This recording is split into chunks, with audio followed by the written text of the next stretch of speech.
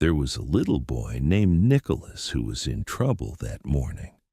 He had been declared a bad child, and as a punishment, he was not allowed to go on the special outing that the other children were taking. The grown-up in charge of him was a strict, stern woman, not his real mother, but an aunt by marriage who looked after the children. Nicholas had got into trouble in a clever way. He had refused to eat his breakfast milk, claiming that there was a frog in his bowl. The aunt was sure this was nonsense and scolded him for saying such a silly, untrue thing, but Nicholas calmly insisted it was true. And indeed it was, for Nicholas himself had secretly put a frog into the bowl. The aunt was proved completely wrong. This was very annoying to her, for the whole point of her authority was that she was always right and the children were always wrong. And so the day's battle of wits between the clever boy and the strict aunt began. Because Nicholas had been naughty, the aunt decided that he should be punished. She arranged a special treat, an outing to the seaside at a place called Jagborough, for the other children, and she made sure that Nicholas was left out of it to teach him a lesson.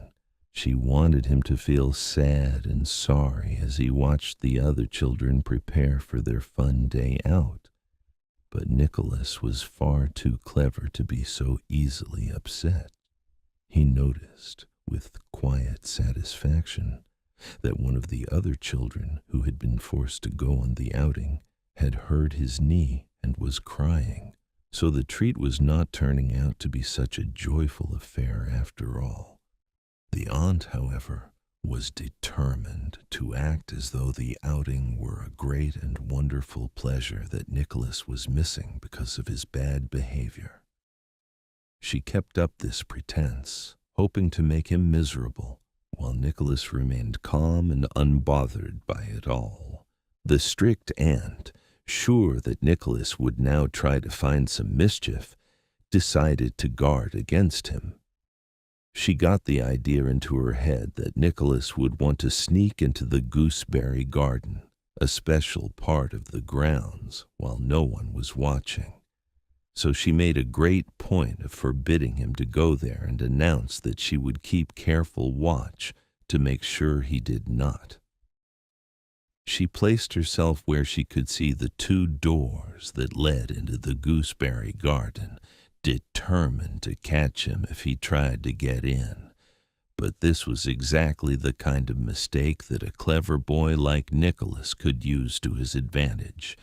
By fixing all her attention on the gooseberry garden, a place Nicholas had no real wish to enter, the aunt left herself open to be tricked. Nicholas had no intention of going into the garden at all. His thoughts, in fact, were on something far more interesting and forbidden inside the house. What Nicholas really wanted was to get into a special forbidden place inside the house, the lumber room. The lumber room was a storeroom that was always kept locked, a mysterious place that the children were never allowed to enter. Because it was forbidden and secret, it had become a place of wonder in Nicholas's imagination. He had often thought about what marvelous things might be hidden away inside it.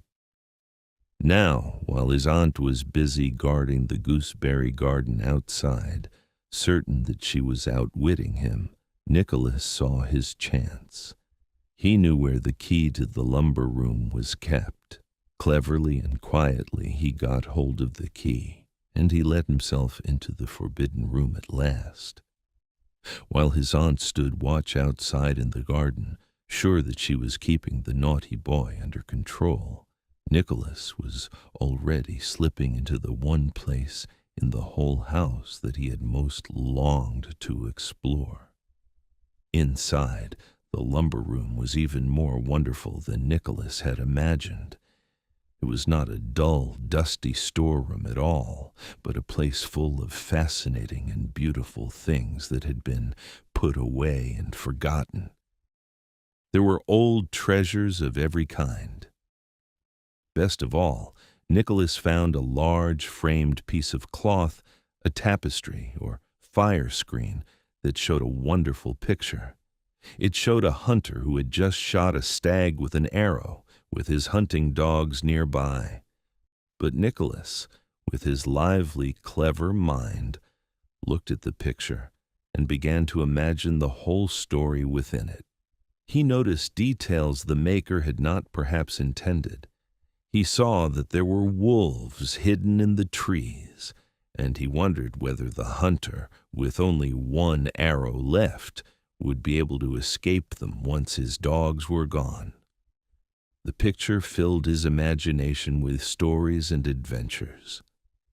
Nicholas explored more of the room's treasures, delighted with his secret discovery, lost in a world of wonder far better than any dull seaside outing. Nicholas spent a happy time in the lumber room, exploring its treasures, until suddenly he heard his aunt's voice calling out from the garden.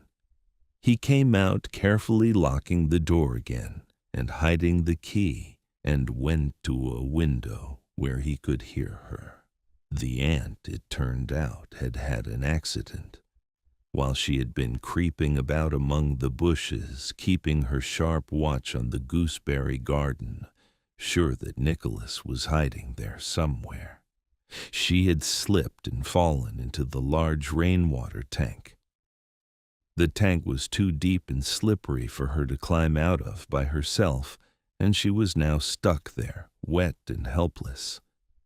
She was calling out for someone to bring her a ladder. When she saw Nicholas, she ordered him at once to fetch the ladder, which stood near the cherry tree, to help her get out.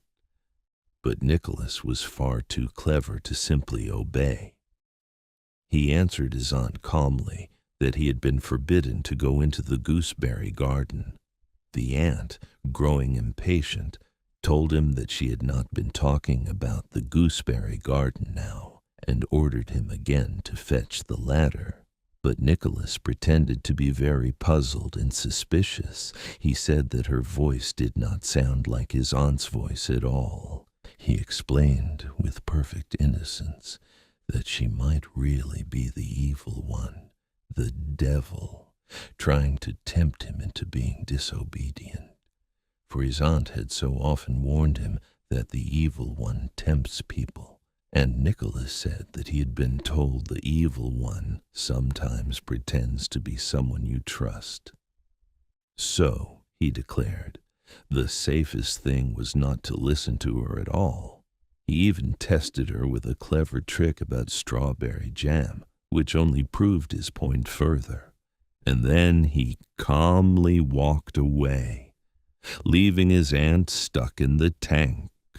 So the strict aunt was left to stand in the cold rainwater tank for a long time, until at last the kitchen maid happened to come out and rescued her.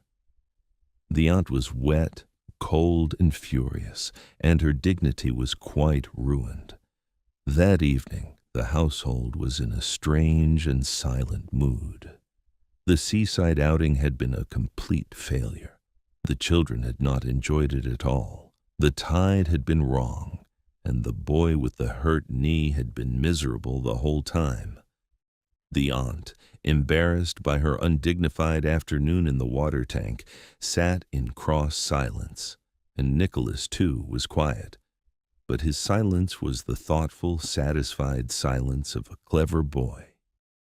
He was busy thinking happily about the wonderful picture in the lumber room, and wondering about the hunter and the wolves.